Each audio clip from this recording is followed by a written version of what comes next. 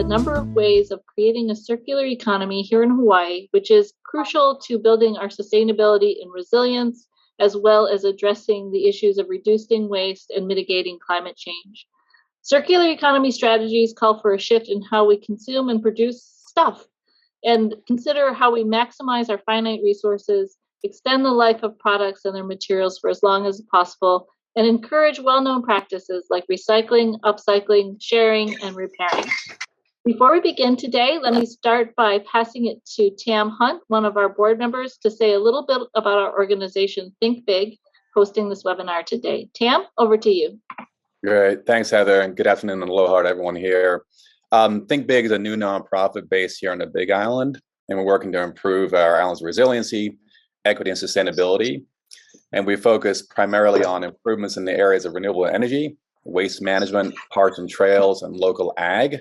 These are all really important issues facing us as we move ahead to create a really, a more thriving island. And we're joined today by fellow board members Noel Morin, Jeanette Gurung, and of course, Heather, who's our moderator today. And then Nicole Lowen is also on the board, but couldn't join us today. Heather, back to you. Thank you so much, Tam. Before we begin with our speakers, just a few housekeeping items. First of all, please keep your microphones on mute. This is being recorded and live streamed on Facebook, so if you don't want your image up there, please turn your camera off as well. We are going to have about 45 minutes of presentations from our three presenters today, followed by half an hour or so of questions. So please stick around for that part of the webinar, and we'll be wrapping up no later than about 1:30. If you do have questions, please put them in the chat, and we have our moderator, Jeanette, who will be managing the question and answer period at the end of the webinar. Let me now introduce our panelists. Ikaika Hussey is a social entrepreneur, community organizer, and political leader. He is the founder of Hawaii Federated Industries, a benefit corporation with a threefold mission to reverse climate change, to strengthen and circularize our island economy, and to create good local jobs. He is a former labor organizer with Unite Here Local 5 and a former editor of Kawai Ola, the newspaper of the Office of Hawaiian Affairs.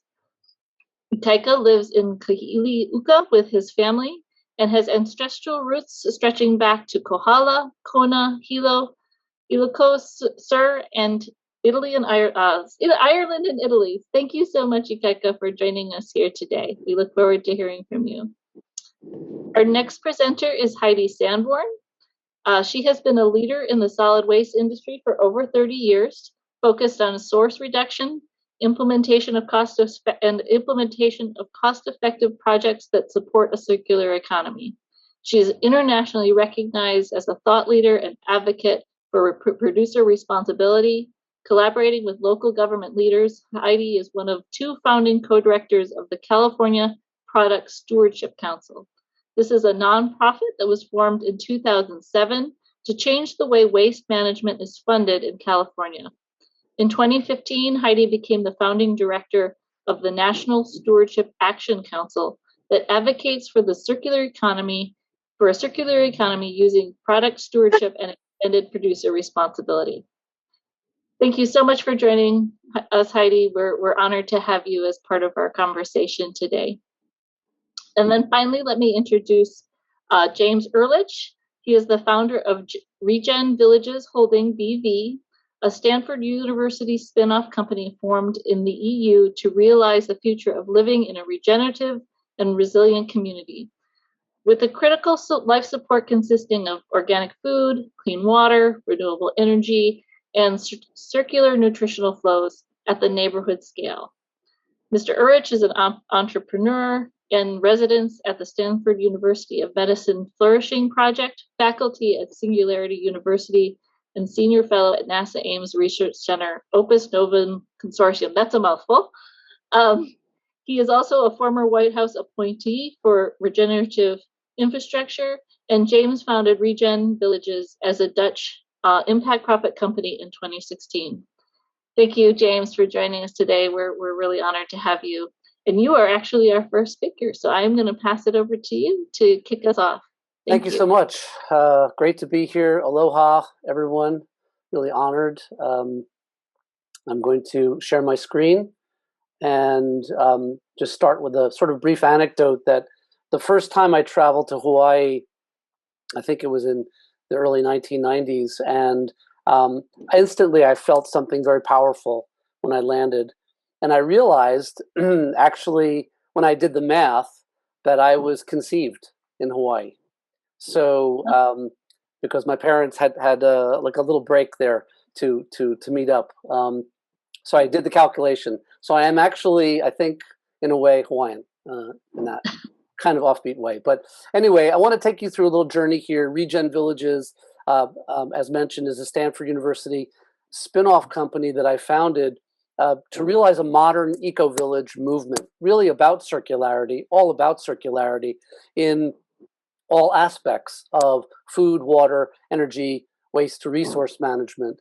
We start really with this idea of organic biodynamic farming principles, which is inspired by Rudolf Steiner, which is this whole concept really of celestial planning for farming and harvesting, but also around permaculture and food forests, which is from Bill Mollison in the 1970s, about these dense but small plot areas that are low maintenance but high yield, to bring about this wonderful experiences of farm to table life, right?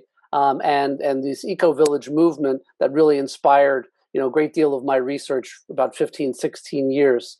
I came to Stanford in 2012, armed with a master's thesis in regenerative infrastructure, but also in software and technology, because that's really my background. And I got involved with what's called the Solar Decathlon competition, which is an energy positive single home context. And essentially, in that moment, I realized that we needed to go deeper. So by deeper, I really wanted to go into the soil. And so I was inspired by the work of Dr. Suzanne Simard, who had lovingly coined the term the Wood Wide Web versus the World Wide Web, when she had discovered this Ethernet network, really this fibrous fungal network inoculated into the soil floor of all the plants and the shrubs and the bushes across vast distances. And it's a really lovely, elegant model because it's a long-term ledger of goodies, minerals, carbon, sugar, that's being conveyed across this network in a have-need kind of fashion. And going further from that, I thought, well, this is a wonderful inspiration to imagine a software mycelial network that could actually look at open space and designing neighborhoods based on this kind of logic, which is starting with what the land wants, what the land is speaking about, right? So it's really germane to indigenous wisdom, First Nations culture, and what the landscape really can maximize in terms of restorative practices. So both soil-based, non-till farming, biodynamic quilt of farming, as well as this idea of enhanced controlled environment farming. And this is actually ancient Asian farming practices using fish and aquaponic and aeroponic systems for, again, full circularity. And we connect to these greenhouses and to the farm itself vermiculture, which is digesting food and animal waste and converting it into nutritional inputs for the fish and the chickens and the other small animals. So the map really for Regen Villages in this design thinking is absolutely 100% circular in connecting passive home typologies with these critical life support systems that can supply and support sustenance, really at your neighborhood scale, at your doorstep scale. So the Village OS software, which we've patented, is this concept really to use machine learning for its best possible case, which we think is human and planetary flourishing. So to both design and operate these very beautiful flourishing communities so that we can replace suburban sprawl and create a new kind of rule book for urban planning and suburban and rural planning.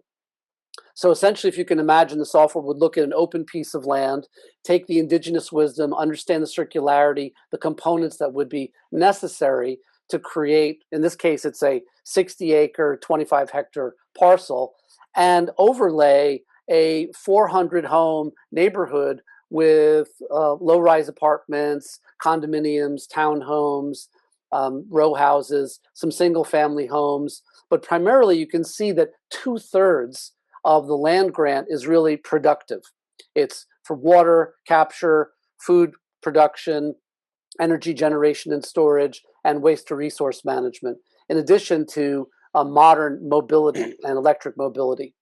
It's not rocket science. It's really logistical and logical kinds of infrastructure that makes these wonderful socioeconomic differences and neighbors coming together around what we think is the most important aspect of living, which is just healthy eating and healthy community and connection. And aging in place, of course. So my research parallels the blue zones where people are living past 100, 110 years old. And it's really about reimagining open space for mixed use, residential, but also this idea of symbiosis. When you talk about circularity, we really need to be talking about symbiosis, which is the output of one system being the input of another. And that when we look at then how the human interaction with that symbiosis comes to play in these very, very beautiful kinds of village squares, where the nature is both pouring out and pouring in to the wide open aspect of life. So you're really connected to the natural world and not separate from it anymore. So the idea really of just being engaged and part of the daily kind of operation of these communities, if you want to be. So that's one of the other aspects of how we imagine in developing these communities. It takes a village, right? And so as children are being born in these communities and being raised in these communities, they have a visceral connection to the natural world, right? And they're not distanced from it. And so they can grow up understanding where their food is coming from, where their waste is going, how their energy is being generated. And it's just a sense of connection. Animal pathways allows for pioneer and heirloom growth, which is critical. And to have animal pathways means no cars and no car traffic. And we really believe that we'll be able to achieve that because with electric mobility and autonomous mobility, we'll be able to have drone taxis and deliveries. And it's also a new kind of supply chain because we have to be breaking away from globalized supply chains. I think we've already got the signals now that that's what we need to do in the world. So it's about this, again, this connection of neighborhood to nature and nature to neighborhood development, which is something really, unique in terms of real estate development. And that's where we really feel that the Village OS software comes into play. Now, on the built environment side, very briefly, this idea of prefab modular construction, being able to see these kinds of houses that get built in more methodical ways. 1/3 less construction waste and 1/5 less construction cost through this method. We're really keen on this idea of 3D extrusion, and we see now that we can replace concrete with hemp and bamboo and make very, very beautiful earthen building typologies that can be printed in a couple of days. They cure in less than a week. The finishings go in. The home on the bottom left is a 2-bedroom, 1-bathroom house from Icon, designed by Bjarke Ingels, and it's for sale for less than $5,000 US. This is game-changing for social affordability and for the global South. Regen Villages answers pretty much all of the 17 Sustainable Development Goals under one umbrella. We're part of the UN Climate Secretariat Resilience Lab. We're part of the EU Commission on Smart Rural Villages, EU Network for Rural Development. And again, I'm grateful for this opportunity to present and also answer questions. Thank you so much. Regen Villages. Wow, thank you, James. That's fantastic. So much stuff there. You covered like 3 or 4 webinars all in one sitting. So did I do it in did I do it in 15? I hope I did. You did. You easily met your time mark. So well done. Well done, you. I think that I want to just make sure that everybody is aware. Make sure you put your questions for James in the chat. We'll be circling back to all of the panelists, no pun intended, at the end of the conversation today. So make sure you capture your questions now while you're thinking about them. And then we'll go ahead and we'll move from James's global conversation to Heidi, that's been working both internationally and on a national level. So Heidi, we're passing the mic over to you. And thank you so much again for having me. I've actually got family roots in Hawaii, and we have members in Hawaii. So this is a delight to be here. I'm not feeling very well today, so I apologize for my sound, but I'm very glad to be here. My family comes from Love's Bakery background, and we're there for many, many generations. So I want to help keep it beautiful. And I'll talk very quickly about what a circular economy means to me. So I've been, as I say, talking trash for 32 years, and I've been picking up litter since I was 5. I do not like litter. I do not like waste, and I don't like wastefulness generally. So this is a passion of mine. And our goal here at the National Stewardship Action Council is that we attain a circular and equitable economy in the United States, and we advocate for that. So we are glad to be here. This is right down our alley. We're a C4 because as she had mentioned, I had a C3 in California before, and we realized we couldn't have enough time to advocate under that rubric. So we formed a national C4, so now I can lobby anywhere in the US, and I do, and I speak nationally and internationally on these issues. So I'm glad to be here. And my board is diverse and engaged and all over the country, and we'd love to have somebody from Hawaii. So if anybody's interested in joining us, let us know. And we also have a C3. So I'm the only organization that I know of that advocates through the waste management system for a circular economy that has a C3, a C4, and a PAC.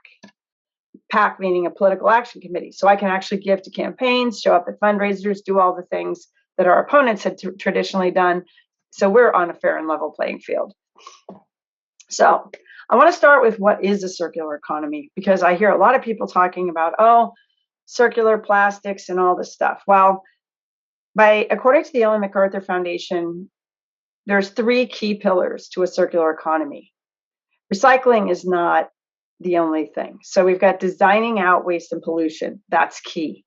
So if things are toxic or wasteful, those have to be addressed first. Then keeping products and materials in use, meaning recycling, and then regenerating natural systems. So any damage that we've done, which is obviously significant, we go back and fix it. We don't just leave it. So to achieve a circular economy, my advice would be to start by designing waste and pollution out of the system. That is the way that when you design the closed loop system, second, you do it around a right size or system that's non-toxic, and things have already been source reduced. You're not oversizing the system. And then working with the producers to help restore the environment that their products and their packaging have damaged. And I'll give you examples of how we've done all this in California. So first, turn off the spigot. And one of the problems that we have now is that people are buying products thinking they're green when in fact they are not, because they were being lied to on the label. It's got a chasing arrow triangle that implies it's recycled and recyclable. And we know that that's a big fib. Some of these recyclables get recycled at a rate of less than 5%. So, and most companies in the US are saying that they admit that they are guilty of greenwashing. 68%. It's 58% worldwide. So we are the most disingenuous liars. We're the biggest liars, really, in the world on the label. And if people think that things are green, they buy them. So we have to tell them the truth. Otherwise, they can't help us drive the system by buying the right products. So we got really active in the last couple of years with truth in labeling legislation. And my goal is to pass things in California where we've got 12% of the market. That really drives national action a lot faster. So we passed AB 818 in California. They call them flushable wipes. You've all heard of them. They're not flushable at all. They're plastics and microplastics, and they clog sewer systems, and they're very dangerous to all of us long term. So we negotiated with Kimberly-Clark and Procter & Gamble, and now they're going to have a big red toilet with a line through it, and says do not flush on two sides of the container. And because we passed it in California, it's also now been introduced in a national bill. We've also got a bill, which I'll talk about in a minute, but we've also got them introduced in other states. And this truth in labeling on the chasing arrow, you can see in the bottom right how most of us feel like, is this recyclable? This is overwhelming. But this is the new logo we're going to see on the wipes very soon. So this is something you can help us with. Nationally, we have now bipartisan legislation on getting this truth in labeling on wipes done. This will set the precedent. These are big companies that have packaging. So you can send your letters of support to these staff people or to me, and we'll make sure they get it. Another way to turn off the spigot is to ban toxics in products and toxic products themselves. So we've seen a lot of this recently in states, including California and Washington, where we're banning PFAS from being in products at all. There is no reason they should be in any product when we know it's toxic and bioaccumulative and literally causing cancer, thyroid problems, and other things. It's the DDT of our generation, and it's my personal passion to get this out of the system for good. Because frankly, it's like DDT. It's going to be around no matter what we do now. We just got to turn off the spigot. So I'm on the U.S. Plastics Pact, and I got in the list of 11 problematic and unnecessary items to be removed from the system, PFAS. And I threatened that if they didn't do it, because they weren't going to, I would go public and call the whole thing greenwashing. And that was enough to make them take it out, put it on the list. So that's great. But I also want to mention that even today, I was calling in the safer beauty activities, that there's a beauty package. I can't believe they've been putting PFAS in my mascara for waterproofing. Again, they're not labeling them toxic. Nobody knows that they are. People think they're no big deal. But products in the beauty world are actually quite toxic, and that's just frightening because we put it on our skin. So another way to turn off the spigot is to require source reduction, refilling, and repairing. Excuse me, Millie. Thank you. The right to repair legislation. Millie, stop it. Bottle bills with refilling targets and financial incentives to go to refillables. And of course, EPR for packaging, which I think we all have heard about recently. And I know that the EPA has required Hawaii to account for the plastic pollution under the Clean Water Act. And I would encourage you to look for ways to ban certain plastics that are ending up in the ocean the most, but then also look at EPR for the rest of the packaging. And I'm happy to help you with that because that is my expertise. We also, just so you know, EPA's got a lot of grants coming. I just got notice today that on May 11th, they're going to have a Region 9 meeting for grants on waste reduction, recycling, all that kind of stuff at $75 million apparently. So I just want to make sure you're aware of that and can sign up for those grants. Now, the second thing, again, is to design the collection and recycling system based on now, hopefully, a reduced size system that doesn't have toxics in it, and make the producers pay for the collection, recycling, and final disposal of the products. And you can make some products exempt. For example, refillable glass bottles, or something that's been well designed and has a good program.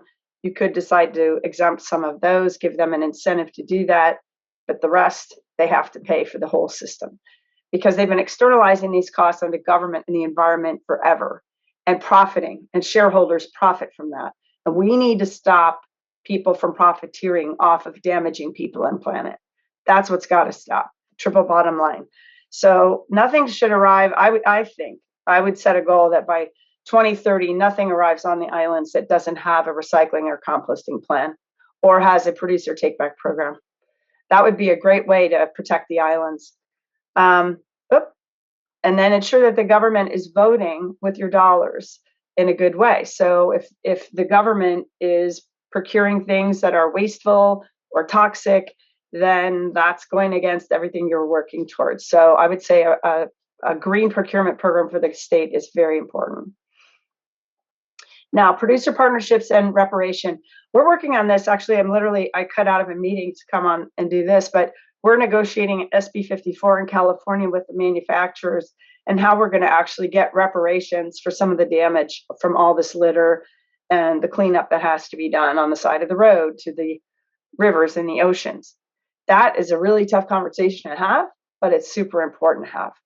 And they are agreeing to do this. And if they don't, then it's going to go to the proposition, and the people will be voting on that in November.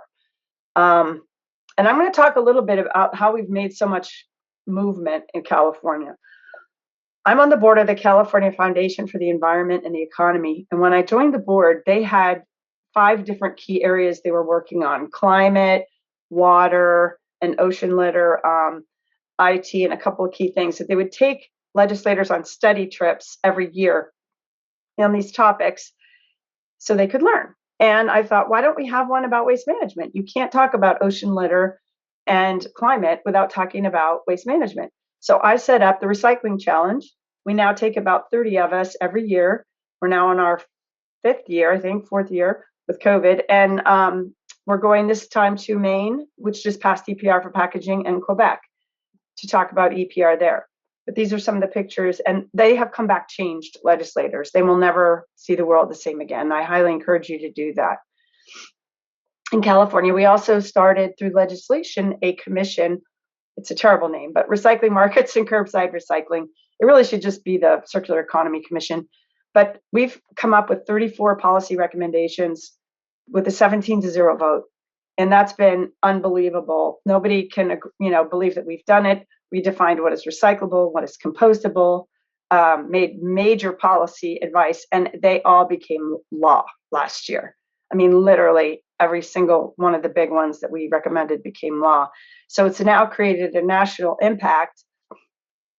So I chair that commission, and Senator Allen even did a whole circular economy bill package in California. So that's another way to do this, is kind of package them as a bill package. And there were 12 different bills to combat plastic pollution. These are the ones that came out of the commission, and they all passed. And that's pretty remarkable. So literally, you cannot export plastics to other countries and call it recycling anymore in California. They are going to go back to refillable bottles in the bottle bill program. They have to be, if it's going to be compostable, there's very strict standards on how you label, if they're labeled compostable, that they truly are compostable, like they can't contain PFAS, etc. Same with recycling. And this was the big one that I was the sponsor of, SB 343, Truth in Labeling. This was quite a fight. We were just trying to take the chasing arrows off of non-recyclables. And you would think that, we were trying to ruin their business. But the truth is, I realized soon that we really were, because they were lying to the public, and people were buying things because they thought they were recyclable. Now that they're going to have to take this recycling chasing arrow off if they don't hit at least 60% recycling by 2025, they're worried they're going to be able to sell it. So this became a very big deal. I was in the New York Times saying nobody should be able to lie to the public. And it's now going to be a crime that they mislabel it, and they can't put a chasing arrow on anything that's got toxics in it. 54, the one I talked about with plastics, that's a 2-year bill, right? Or it's going to be heard this year. Either it's going to get done and introduced in June, or it's not, and then it's going to go to the proposition. So we actually have a ballot proposition that would require 1 cent fee on everything sold that's plastic. And that money would go out to, nonprofits for cleanup, to local governments for cleanup. It would require the producers to reduce and eliminate single-use plastic packaging. And these are all the kinds of things we're trying to negotiate in the bill, because if we don't get that agreement, then there's going to be a multi-$100-million mudslinging match in the public eye, which I never think is a good idea. It's not a good way to do policy, but we're just in desperation right now to get something done on plastics. So watch this space. LA County last week banned polystyrene, and I think LA City is doing it today, by the way, in restaurants. So again, there's more information about the ballot measure. There's bills in Congress about break free from plastic. That is not going anywhere. That was what I call a rocket too heavy to launch. There was just too much in it. But there are bills coming, like we pulled out the flushable wipes bill. That's separate now. We're pulling out the bottle bill, and that's a very big deal. So I just wanted to highlight that we have 10 states with a bottle bill, 40 states that don't, and they reduce a lot of litter. that ends up in the waterways. I encourage you to help us, and I've got a whole pack just set up around this. We're very close, weeks away from introducing it.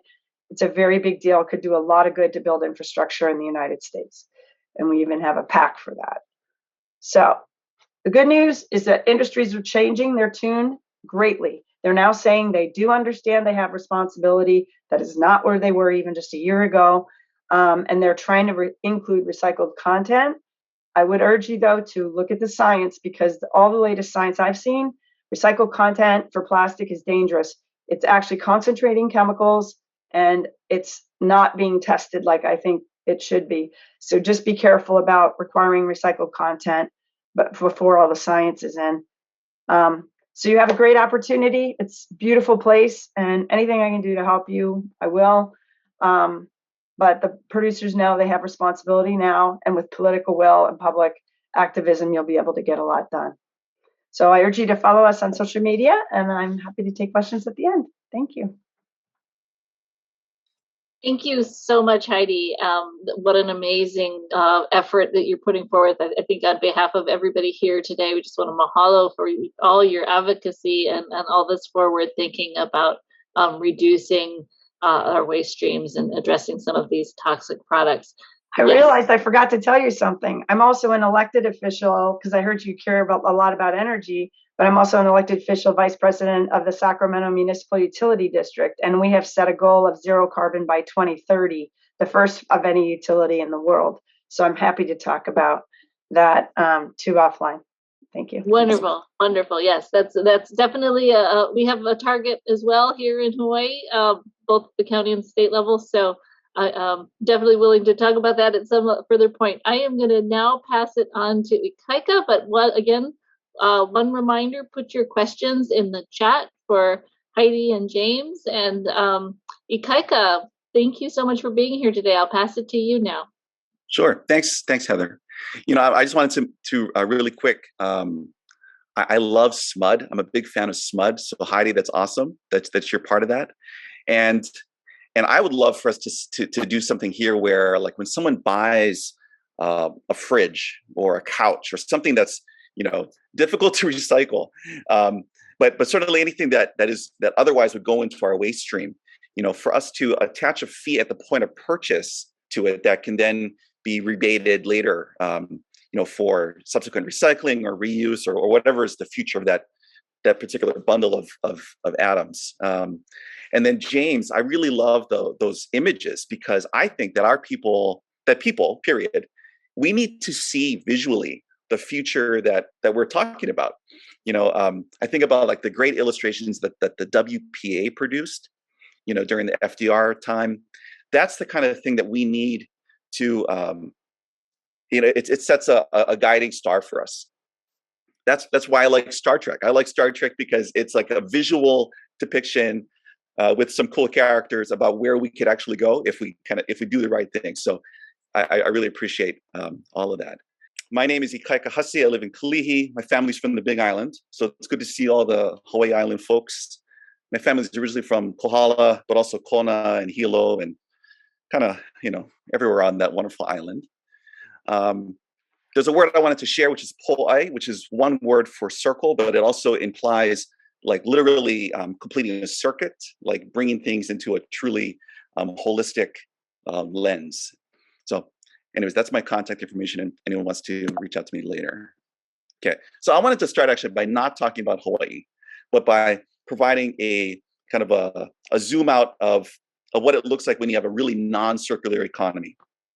And for me, one of the great examples of that is the horrible sort of extractive industries that we have used and continue to use, and it's connected with colonialism. And so one of the great examples of that is Potosi in Bolivia, where minerals were extracted and the people in Bolivia didn't get to benefit from it, but it all went to Spain. And my favorite book on the topic is The Open Veins of Latin America by Eduardo Galeano. Really amazing text.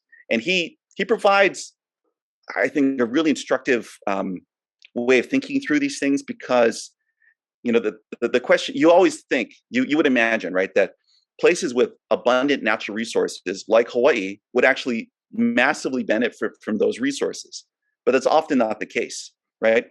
And one horrible example of that is what happened in Hawaii in the late 1700s, early 1800s with the sandalwood trade, where at the direction of our leadership, at the direction of Kamehameha and our chiefs, our sandalwood forests were harvested to the point of like complete depletion, and were all sent to China. And it's a horrible example of an extractive industry. And I think you can connect the dots from the sandalwood trade to the monocrop agriculture that we did with sugarcane and pineapples, and then now sort of with tourism, and also that those are all land use questions, right? So as a result of our use of this kind of monocrop and extractive industry, we don't feed ourselves anymore. And now Hawaii, with its incredibly abundant natural resources, we are completely dependent on like California and other places to import food, which is really scary, especially given that we know that with the climate crisis, which we're living in and trying to fight, the climate crisis is only going to exacerbate this dynamic. If there's a drought in California, for instance, that's going to affect certainly the people of the United States and California. But will there be extra food to send to Hawaii? Might be, that's not a given. That's not guaranteed, right? And so it increases the need for us to figure out how do we build a more circular, self-producing economy for our islands. Okay, so I wanted to zoom out a little bit and kind of think about what we've done historically. Hawaii actually has an incredible history of being very thoughtful, of planning, of designing a better economy. And I'm always fascinated when I think about the early Polynesian voyagers who came to Hawaii. They traveled, hundreds of miles across the ocean using celestial navigation. But it's not just that they got here, but that they were planning to get here. They brought on their canoes the basics that they needed to survive, to develop a new society in new islands. They brought the plants that they knew would provide food and basic materials, fuel, even like with kukui. They brought the animals that they needed, and they sought out new islands. And that's an incredible feat of courage, but also like intention. And it's that intentionality that I'd like for us to kind of hold today while we think about what a circular, 21st, 22nd century economy looks like for Hawaii. And the Awai systems that we constructed, I think, are a great example of engineering, of intentional engineering. A lot of the stuff usually gets treated as culture, which is great, but I'd like to remember that it took human labor, design, and some serious thought to do these kinds of aquaculture projects. Another great one is the local the fish ponds, where if you see on the bottom left-hand corner here, this is one fish pond. I think this is on Molokai. But the other photos are from He'eia, which is just across the other side of the mountain from where I live in Kalihi. And this is a fish pond, this Paipai o He'eia. It's a fish pond that's 800 years old, 8 centuries old. And it has provided food for generations. And these photos are from a workday 5 or 6 years ago, where there was a hole in the fish pond wall. So just real quick, the science of the fish pond is the baby fish swim in, they grow up, they're able to go in and out of the pond through the makaha, which is what the folks here are building. But it's sort of like a refrigerator on the ocean. You just go down, instead of having to take a boat and go out into the ocean to fish, you just walk down to the shore and you grab your fish from the fish pond. It's an amazing design. And the community brought together, a few hundred people to go and fix the fish pond wall. And then that's what we're seeing here in these photos. So I'm inspired by a lot of that stuff. And, in thinking about all this work, about a year ago, we launched a new entity.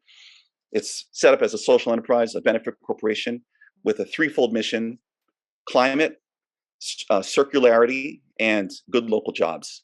So that's what we're focused on, is thinking about how do we build a 21st, 22nd century new economy for Hawaii. So there's a there's several projects that we're working on, and I just wanted to kind of run through them real quick. Okay. You know what? I'm not going to tarry there. We're just going to move forward. So the first one that we're working on is looking at the eucalyptus plantation that was planted on the Hamakua coast, and all told, I think there's about 10,000 acres there, maybe more. We're looking at about 1,000 acres of that larger area, and trying to figure out how do we transition from the plantation. There's actually two plantations, right? There's the old sugar plantation, which was then replaced by the eucalyptus plantation, and now we're trying to figure out how do we get out of this bad loop of the plantation whole system. And so what we're looking at there is various materials that can be created from that biomass, from that, including furniture, building materials, and then also biochar. And then the second project I want to talk about, I'm sorry, I'm just going to zip through this, is aviation. Aviation is 1/3 of Hawaii's greenhouse gas emissions. It's about 2.5 to 3% of global greenhouse gas emissions, but because of Hawaii's location, our dependence on tourism, it's substantially more for us. And the project we're working on here is to manufacture carbon neutral jet fuel using direct air capture of CO2. So I'm just going to move through this. Basically, it's, oh, shoot, too far. Sorry. Using direct air capture machines, pull the CO2 down, combine it with green hydrogen through a Fischer-Tropsch synthesis unit, arriving at a drop-in replacement fuel that can go directly into existing planes. And the reason why we're doing this is because, we know at some point there will be, and it could be sooner than later, hopefully, there will be battery and hydrogen-powered jets. But as a bridge, we know that we need to hit our 2030 goals by 2030, ideally, and we need a bridge fuel essentially. So we're creating this synthetic fuel as a way to get there. Okay, this other slide is a amazing mountain that's been constructed in Kalailoa in the Campbell Industrial Park. No, it's not a mountain. It is a mountain of cars. There's a huge problem in Hawaii where, we've developed these towns and cities that are completely dependent on cars to get around. It's a horrible counterpoint to James, what you're developing with eco villages. We've gone the other direction. We built our own cars. So we have a lot of waste cars. And so one thing that we're looking at doing is figuring out ways to repurpose this metal, which normally would get shredded and then shipped out to use in other places. To me, metal is actually really valuable, especially on these islands. There's a fascinating story where when Captain Cook first interfaced with Native Hawaiians, one of the initial fights between these two cultures was over the metal nails that were used to hold Captain Cook's ships together.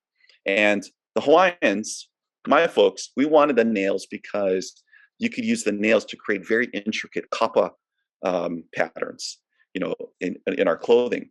And so we would go and try to get the nails. And that created a series of skirmishes between Hawaiians and Captain Cook.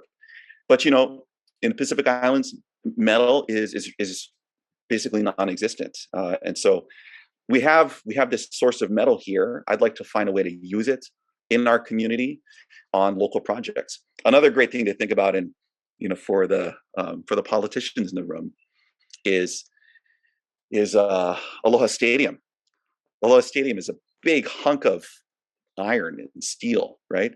Which is going to be taken down, and I don't know if anyone's really thought about what's going to happen with all of that matter. It would be wonderful if we could find ways of repurposing that here in Hawaii, manufacturing, I don't know, bicycles or micromobility vehicles. There's different things we can do. Anyways, let's see. And that's the end of my presentation. Okay, that's all I want to say. Thank you very much. Thank you so much, Ikaika. And wonderful. Wow, so many different things you got your fingers in. And I just want to, again, one more time, thank all of our presenters so much for being here today. What a fascinating discussion on many, many different topic areas. And we really appreciate your time coming and talking to our Hawaii community about these different ideas. I'm going to pass it over to Think Big member Jeanette to moderate our Q&A session. Jeanette, take it away. Thanks so much, Heather, and to all the presenters. It's been a very wide diversity of topics, and we have a number of questions that have come up in the chat. So we'll take them in the order they arrived, more or less. So James, they start with you. First from Anne Vieira, said she saw something similar in Berkeley in 1982 and asked a very simple, direct question. Please say something about the patent and who would benefit from that. And then James, before you jump into that one, the next one was from Ariana Whalen, who said, are there any pilot projects of regen villages? So take it away. Sure. So to answer Anne's question, the reason why we set out to establish a patent for our Village OS software is primarily because we are a impact for-profit company. And so essentially our investors need to understand for at least a certain period of time that the technology that we're bringing to the table has value in that regard. The benefit of the software, we believe, will be global because it will help to change the rules around zoning and planning conditions, especially currently zoned agricultural, ranch, and open space, which this is typically where you see suburban sprawl happen. And eventually those places will get developed and probably in the wrong way. So we want to really use the software to be able to loosen those restrictions by building in the right way and creating the right kinds of communities. So the benefit will be for landowners and developers, but really for government, small government, and communities. At the end of the day, it's really about human flourishing. In terms of pilot communities, we do have a presence, I'm happy to say, in Hawaii on the Big Island. Our Chief Operating Officer, Jeremy Richardson, is based in Captain Cook. And so we're active looking, for interesting, beautiful places that fit our model for regen villages.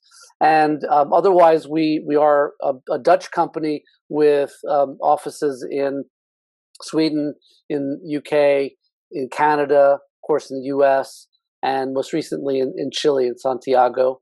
And our goal really is to create this sort of global framework around climate-related neighborhood development. So we got really close to our first pilot community a couple of years ago in the Netherlands, and we had received preliminary approval for the first 200 homes, but we were really trying to do 300 homes. And the 300 marker was mostly because we wanted to offer social, affordable access to the community. And the local government turned that down. The government actually changed on us midstream.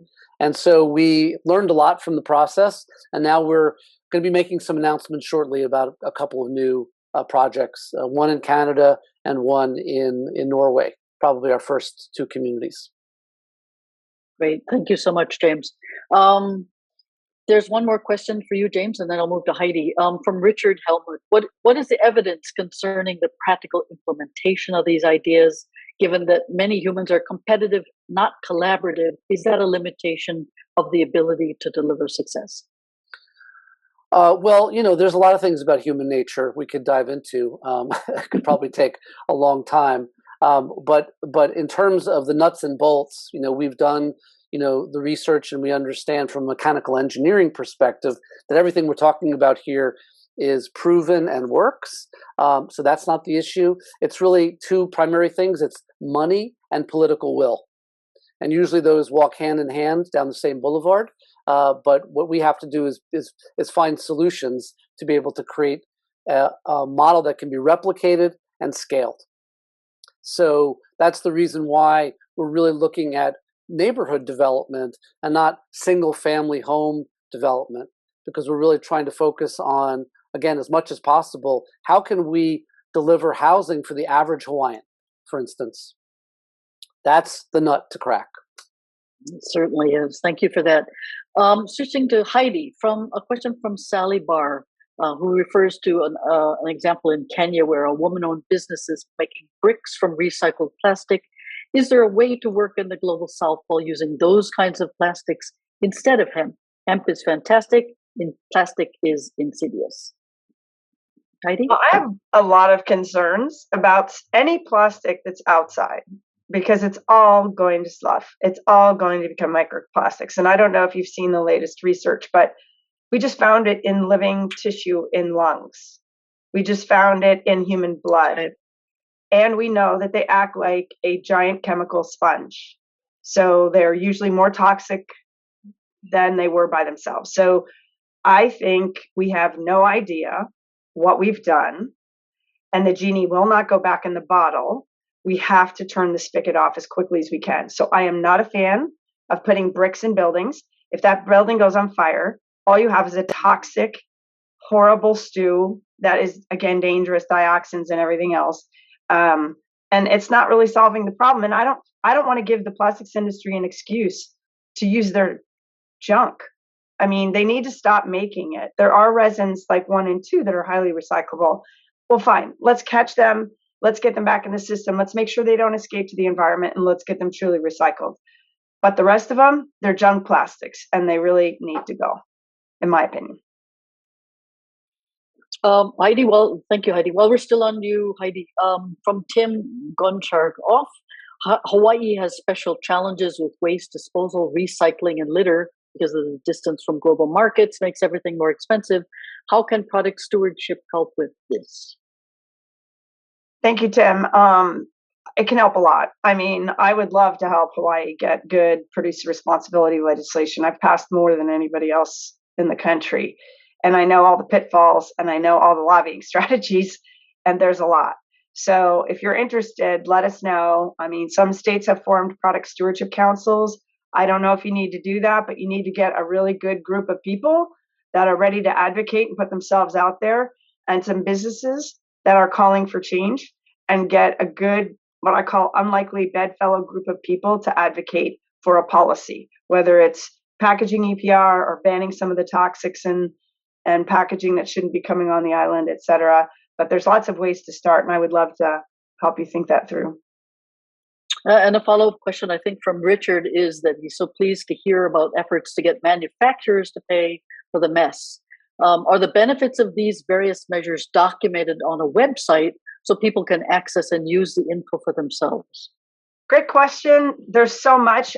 It's hard to even say where to begin, but I would say the best place is the OECD has the world's library, I think, of EPR. They have a whole EPR webpage, extended producer responsibility webpage, with studies and case studies and models that are quite robust, the best in the world. So I would start there, and I can find the link and put it in the chat for you. Fantastic. James, a question from Michelle. Can you say something about how machine learning is used in your product? Yeah, absolutely. So there's a wonderful new era that has been dawning, renaissance, in what's called generative design. So essentially, it's this idea of creating a digital twin of a village. So it's essentially like if you can imagine from a video game perspective, like SimCity, only instead of a city, you're building a self-reliant village. And imagine that the stakeholders, the landowners, developer, local government, community members, those lovely NIMBYs, if you know who those people are, not in my backyard folks, they can all kind of hop into this digital sandbox and be able to have their say, if you will, in how to define this sort of outline for this new village. Then the software takes that input and does another level of iteration, and so on and so forth, that actually reduces rhetoric. And so we can actually change the rules and move to planning conditions faster by using machine learning. Then the other side of the software is, once the neighborhood is been agreed to, the software will actually output essentially plans for that development. And that will then become the operational model. So the software will then have a local server, and the village itself will be constantly learning and improving or mitigating against risk. And that's really our goal for data and AI and machine learning and robotics, is that it has to be in benefit for human and planetary flourishing. That's our goal. Good to hear. Thank you so much. Over to you, Ikaika. A couple of questions from Tam. One related to your jet fuel. What is the timeline and cost for your proposed recycled jet fuel? So the timeline we're looking at being up and running in 2 years, and the cost is we're targeting $7 to $10 for the final fuel product, which in the current especially in the environment that we're living in now with Ukraine and the craziness with gas prices, we're within hitting range of being able to get to price parity by the end of the decade. Okay, fantastic. And a second question for you, Ikaika, is how much of our recycled metal is currently used in Hawaii? Do you have any idea about that? I'm pretty sure the number is 0. Mm-hmm. Yeah, I'm fairly certain. It might be. Okay. I mean, fantastic. in fact, the situation is so bad that on this island, I don't think really anything gets recycled because of the way that the H-Power contract is written with Covanta. There is a minimum quota. There's a quota that the city and county has to provide for them in terms of mass and or maybe it's volume. But I don't think we're hitting it with just trash. And so a lot of the recycling, things that shouldn't be recycled actually get diverted into the waste stream. I know, I see your face, Heidi. I agree. Yeah, I'm watching your face too, Heidi. And just to add a little bit more, more juice to the fire here, it's the former speaker of the State House of Representatives was the lobbyist for the American Chemistry Council, I think it's what it's called. He was actually the lobbyist. And it was on record. Everyone knew, but that's how politics works here. It's pretty bad. I encourage people to run for office. I did. It helps. Yeah. I mean, I'm a city council candidate for here as well. Yeah. Ikaika, while we have you on this, also very interesting to hear you give details about what's going on with the eucalyptus plantations. We all know that there's an attempt and some contracts in place to take them down, but the question has been, and then what do we do with the wood? So how, Noel asked you a question, how far along are we with the creation of construction material from eucalyptus? This represents a solution that will allow for the carbon to be sequestered, free up the land for other protective measures. We've also had a webinar we did here at Think Big Island on hemp and bamboo and the ideas of how that could be used as well. So could you say something on that? So there's folks working on basically R&D on the eucalyptus for cross laminated timber or mass timber products. But I'll just be real frank. I don't know if we can get that done fast enough to hit the harvesting requirements for this particular eucalyptus. I mean, I'm hoping we can get it done, but I'm not super optimistic on that. It takes time, and we have to deal with, because then there's the politics, right? There's the politics of changing our building codes or making sure that our building codes are amenable to using it, which is a challenge. Yeah, good point. Following up on that question, I think it leads to one for James from Nikki, which is, how do you deal with the fact that most places in North America and Hawaii have zoning and regulations that currently make many kinds of sustainable communities that are walkable and have nearby amenities impossible? How do we better create those urban neighborhood communities than the Southern Fall, given the restrictions? It's a great question, and this is my life's mission, of course, right?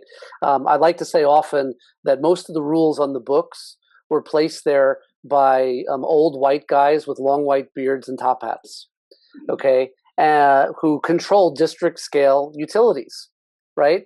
And so it's not in their interest for people to live independent from their services. Okay, so we have to figure out the best way. I take a Bucky Fuller approach, Buckminster Fuller, which is essentially to create a new model that makes the old one obsolete, and to create a new rule book, which is an overlay. So the Village OS software, in many ways, is this opportunity to overlay a new rule that says, hey, we can actually digest our own waste. We don't need a sewer hookup. We can actually generate our own power and be islanded in case of disruption. So we'll take a grid tie, but we don't necessarily have to use it. And the same thing with water and with circular waste to resource management, and also with food.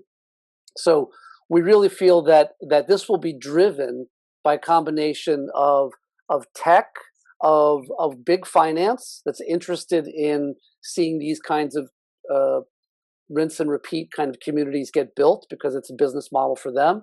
And eventually that will start to change the rules and the regulations. So that's really the mission that we're on. Specifically, this mission is to change those zoning rules and planning conditions.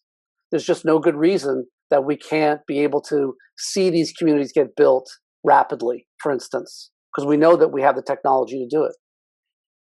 So following on that, I think another question from Tom that I have as well is, how will you ensure affordability to low-income families? That seems to be part of your mission as well. Did you say less than $5,000? Well, let me clarify that. There's a caveat. I do my presentation because I talk about 3D extrusion, and I talk about these new homes that are being 3D printed. And we've seen the case studies, we've seen the implementation, and there is this opportunity to use this platform, like the Icon printer, for instance, especially to extrude, we would hope, hempcrete, not concrete, but a more planet-friendly circular substance. And that what we've seen so far is that once the robot is sort of set up and it's printing and the medium is brought in and put in, the actual construction process is much, much cheaper. And so we can crack that nut. We still have obviously systems and services that need to be connected to these homes, and there's a cost associated with that. But that's also the reason why we look at building a certain number of homes in a village, which will then amortize those costs.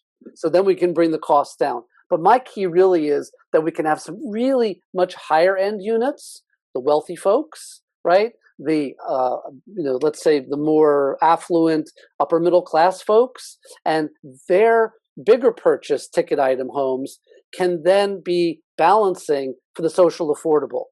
It's something you see very common in the UK called council housing, where you have mixed, diverse communities where people are able to live there for free, people live there on civil service budgets, and so on and so forth. And you've got this sort of ramp up to the higher end units that's balancing out, the costs. I like to say often that when it comes to real estate development, I'm very much a sheep in wolf's clothing. I'm really interested in how we can get people housed next to where their natural resources are coming from. That's a beautiful dream. Yeah. Jenna, can I add something there? Jump in, sure. So James, we could really use some software here in Hawaii to help people imagine what this new future looks like. And part of our problem here is, people who grow up in Hawaii, we're accustomed to what we got, right?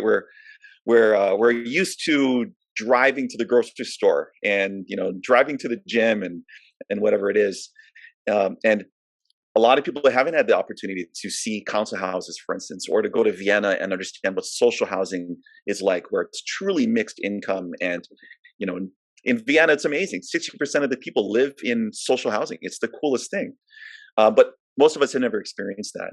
And I think that actually technology could be really useful. Like if you could build us something where we could just put on some Oculus VR goggles and just experience the world that you're imagining. I'm serious, Mark. I really think that we in Hawaii, we need that kind of tactile, or as close as we can get to tactile experience, because the hardest thing that we need to overcome, I think, is getting past what we're accustomed to. Like we fight over bike lanes. I'm with you. That should be easy. Yeah, I don't mean to interrupt, but that's the reason why we founded a Dutch holding company, and that we're an EU primary holding company, because that's where we've received our first initial investment from wealthy family offices, but also because there's logical infrastructure. There's bike lanes that are separate from and raised and different from that. I think it's really it's something so important from my perspective to convey that the software is intended to physically build housing. Okay, I like to say that I am met-averse because I come from designing video games. I come from that background. That's my software background. And I worked on cartridge games, and I worked on, on AR and VR for quite a number of years. And it's vacuous. It's empty. It's a synthetic life that I'm quite troubled with. I get your perspective completely. You want to be able to show what's possible. But I think that what we really need to do is prove what's possible, and that people can live in these places and have the true Hawaiian experience, for instance, which is how people used to actually live, connected to the earth. Right.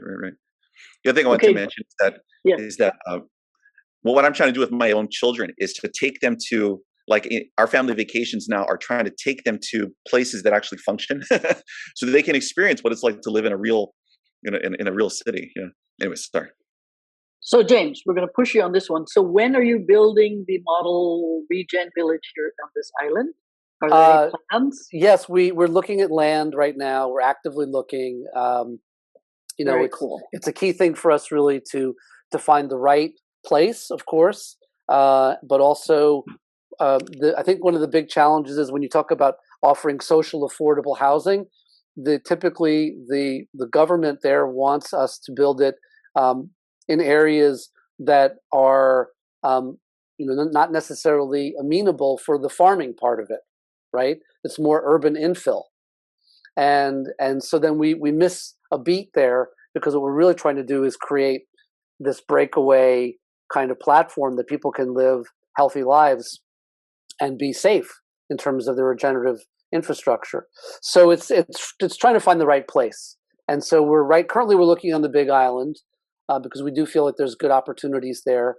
And one of the other things that we're really, we're not socially engineering. Okay. So one of the things that I'm really focused on is that to live in a Regen Villages community, you have to agree either not to have a car or to have shared electric mobility. And therefore, we can sort of leapfrog the big debate about traffic and traffic implications in Hawaii. And where the transit is going right now, by the time we implement, the first villages there will be the ability for us to have this shared electric mobility. And we've seen this happen in other communities and other developments where they make certain kinds of environmental friendly requirements of the inhabitants. So these are the kinds of things that we would be pushing on. So I'd say there's absolutely no question that this is the island. This is the place where that agriculture land exists and where there's a community that's really ready for this. Ikaika, you've got to move over from Oahu back here, right? Bring your kids here rather than someplace far away to see what it is they need to see. And two, James, there are going to be a lot of people who might be interested to be part of this as you build it, invest in it, already put in their down payments or something. So we have about close to 60,000 people now who've pre-registered, but that's okay because they're mostly focused on the European market. However, I will say this, that we are, raising funds in our Series A round. So we are looking for the right kind of investors, people who believe in impact, people who care for the planet. And we've been on this mission now, it's almost been a decade since the research kicked off at Stanford in 2012. And we founded the company in 2016. So, we've created a global brand. We have, a wonderful team of people working on this project in different countries, and I know we're on the right side of history with this. So if you have people that who happen to be downsizing oligarchs looking for ESG impact, send them our way. Okay, we'll send all of them your way. Great. Fantastic. Heidi, I hope we can get you to buy into this village as well, with your interest to be here. Right? Yeah. See, there we go. Absolutely. I've already privately texted with James. I am like all in. I'm going to be the first one to buy it. Yeah. Oh, fantastic. Okay, Heidi's moving to a question for you from Tam. Is it effective for states to ban PFAs, or should this be a national solution? And more generally, are these circularity solutions best implemented by states or the federal government? The best thing is whatever you can get done. And politically, because of the amount of money that these companies and influence that they have on our political system, which I no longer believe is a true democracy, because I've seen the voice of the people getting more and more drowned out every year I've been in politics up close.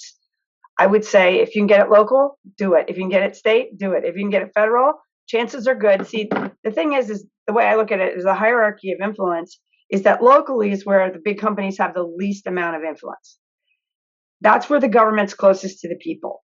So I've been able, for example, when I did pharmaceutical EPR, the hardest thing you'll ever do, going up against big pharma, everybody said you never do it. That's crazy. You're nuts. So I said, okay, well, I just got to get one. And so we did Alameda County first. Of course, pharma sued all the way to the U.S. Supreme Court. And they held that we were right. It was not a violation of the Commerce Clause. So then that laid the rules of the road out. So every county, every local government in this country can now take action against producers if somebody else is failing to do so. And we did it. And then I couldn't still get the companies to agree to a statewide bill. So I said, okay, what is the one thing they want? It's harmony. Well, let's pass other ordinances that aren't harmonized at all. Let's make their life very difficult. So we started passing other ordinances, and geez, they had a little bit different. So then they're, we need harmony. We need a state bill. Great. Okay, come to the table. 12 ordinances. I had LA County ready to go, but that's what got them to the table. So my advice to you is they will fight. They've got influence. It's very unfair, but we've got to take our government back. I'm getting very, very concerned about the lack of how the legislators are not representing the people anymore because they have to raise so much money and they take it from companies. So get in there. Make sure your legislators know who you are. Show up at fundraisers. It's an election year. Get involved in somebody's campaign, and then you show up whenever they start voting on things. And they'll know you and trust you because you were there for them when they needed you. That would be my advice, is get it where you can. But if you wait for the federal government to do it all, the chances are that'll never happen. You have to push from the bottom up, and then they start moving at the national level because that's where the companies have the most influence. Right. And then it sounds like another key lesson is build a success somewhere, wherever that is, that you can make it happen, and then build up from there and let everybody know what's happening. And be fearless. Be fearless because these guys are pretty mean. Don't underestimate how mean they will be. I could go on and on about things that happened, and I won't, but it's unfortunate. But you have to that's why I say get a big group of people, lock arms, and be committed, and don't stop until you get done what you plan to do. And have your house being built at the Regen Village. Exactly. Be surrounded with all your loving friends. Here on the big island that people like me also see as an escape from the rest of the world. So to some degree. So fantastic. I think that's all of, there's great comments in the chat for any of you who haven't looked at it. There's a lot of support for all three of our discussants. A lot of great ideas about oligarchs, even in Pune here. A lot of interest that this webinar has generated. So Heidi, I'll turn it back to you. I think maybe you mean me, Jeanette.